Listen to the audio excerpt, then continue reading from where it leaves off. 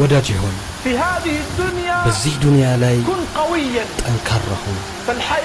ሕይወት ደካሞችን አትቀበልም። በዚህ ሕይወት ላይ ጠንካራ ሁን። ሕይወት ደካሞችን አትቀበልም። ጠንካራ ሁን ወደ አንተ ከሚመጣው አውሎ ነፋስ።